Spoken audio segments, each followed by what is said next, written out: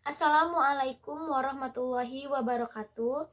Perkenalkan, nama saya Oktaviani Nur Indasari, mahasiswa Ilmu Komunikasi Universitas Muhammadiyah Yogyakarta, peserta mata kuliah Government and Public Affairs tahun 2022.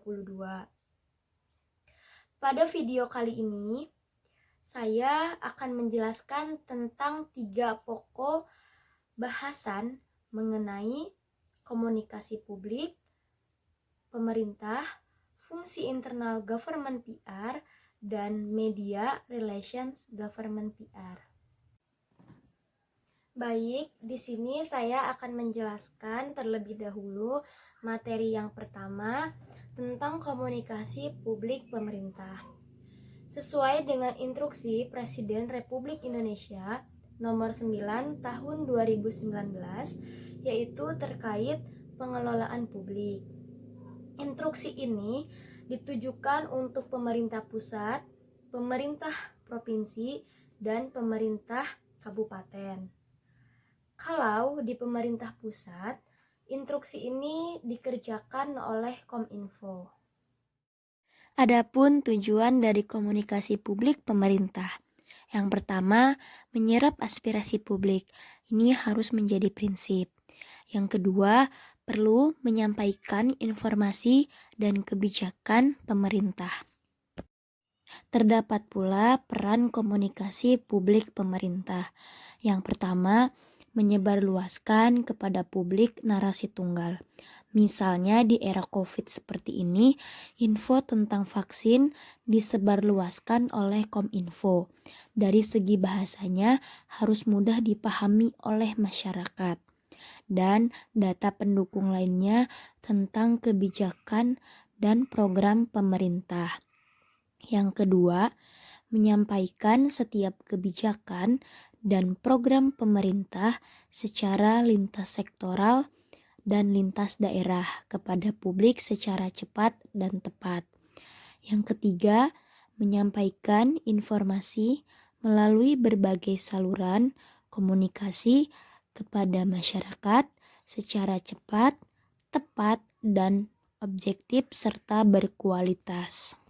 Di sini terdapat 4 pilar komunikasi publik. Yang pertama, memberikan himbauan kepada masyarakat agar tetap tenang dan waspada. Misalnya di era COVID-19 ini ataupun keadaan krisis seperti sekarang ini. Yang kedua, melakukan koordinasi dengan instansi terkait. Misalnya kita melakukan koordinasi dengan pihak rumah sakit atau pihak kesehatan. Yang ketiga, harus memberikan informasi kepada media supaya nantinya pihak media bisa memberitakan kepada publik dengan menggunakan berita seperti di televisi atau di media sosial. Kemudian yang keempat, chemistry-nya harus jelas. Jadi ketika nantinya disampaikan kepada publik itu harus secara jelas. Baik, di sini saya akan melanjutkan untuk materi yang kedua, yaitu fungsi internal government PR. Kenapa kita penting untuk mengetahui fungsi internal dari government PR ini? Karena itu sebuah tuntunan untuk memberikan pelayanan publik yang terbaik dengan memanfaatkan teknologi.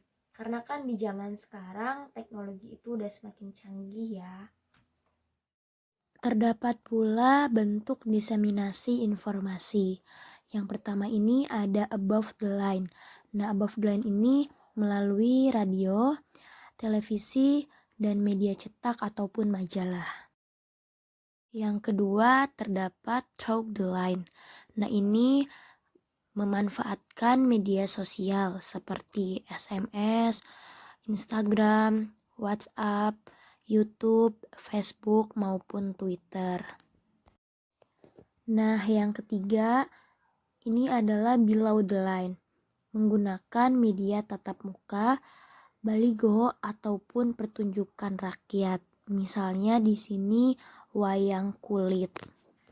Government PR harus mengetahui informasi apa yang pas dan tidak pas untuk nantinya disampaikan kepada publik, dan bagaimana cara menyampaikannya. Dalam bermedia sosial, terutama menyampaikan informasi, harus dikemas secara menarik dan dengan kalimat yang tidak terlalu panjang.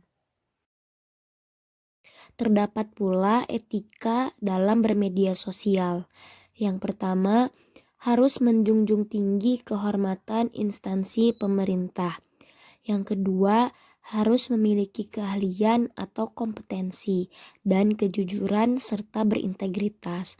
Yang ketiga, menegakkan etika dan terciptanya citra dan reputasi pemerintah. Yang keempat, menyampaikan dan menerima informasi publik yang benar dan tepat serta akurat. Yang kelima, menghargai dan menghormati serta membina solidaritas nama baik instansi dan perorangan. Yang keenam, melaksanakan keterbukaan informasi publik sesuai dengan ketentuan yang berlaku. Untuk materi yang terakhir ini adalah Media Relations, Government PR. Media Relations harus dikelola secara profesional dan bagaimana membangun hubungan yang baik dengan media.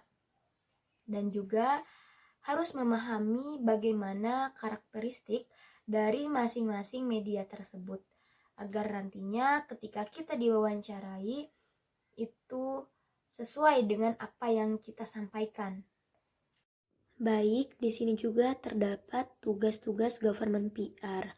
Yang pertama, berinteraksi dengan para jurnalis untuk membangun hubungan yang bersifat jangka panjang. Yang kedua, mengelola kontak dengan jurnalis di saat genting. Jadi pada saat kita membutuhkan mereka, kita tinggal menghubunginya saja.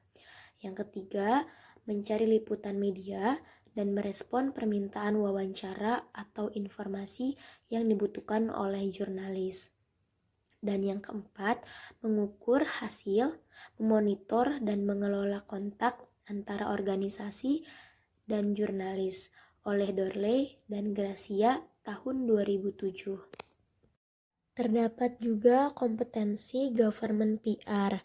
Yang pertama, menulis press release. Yang kedua, menulis speech letter. Yang ketiga, produksi media visual atau infografik. Yang keempat, manajemen event. Yang kelima, riset media. Dan yang keenam, copywriting. Berikut ini adalah kegiatan-kegiatan dari media relations. Yang pertama, press conference. Yang kedua, press release. Yang ketiga, press tour. Keempat, press reception. Kelima, press briefing. Keenam, press statement. Ketujuh, press interview. Dan yang kedelapan, press gathering. Prinsip dari media relations ini yaitu simbiosis mutualisme, saling membutuhkan dan saling menguntungkan satu sama lain.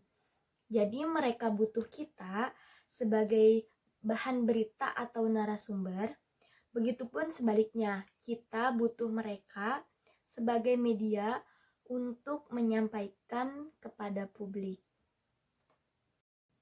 Mungkin itu saja yang dapat saya sampaikan dari ketiga materi mengenai komunikasi publik pemerintah, fungsi internal government PR, dan media relations government PR. Kurang dan lebihnya mohon maaf. Wassalamualaikum warahmatullahi wabarakatuh.